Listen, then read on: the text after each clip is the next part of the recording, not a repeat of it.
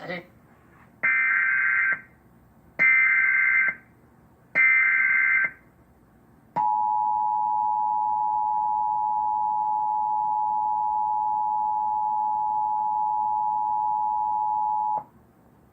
Child Abduction Emergency has been issued. This is an Amber Alert. Iowa law enforcement has determined that a child has been abducted and the life of the child is in danger. Repeating, this is an Amber Alert. Iowa law enforcement has determined that a child has been abducted and the life of the child is in danger. An Amber Alert is in effect for Iowa. Here is specific information regarding the Amber Alert. The child was abducted on Tuesday, May 29th at 9:30 a.m. from Waterloo, Iowa.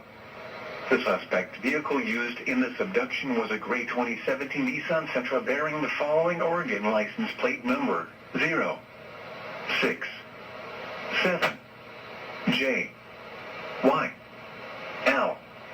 The vehicle was possibly traveling toward Texas. The child was an African American male 4 months of age with black hair and brown eyes. Repeating, the suspect vehicle used in this abduction was a gray 2017 Nissan Sentra bearing the following Oregon license plate number 067JYL.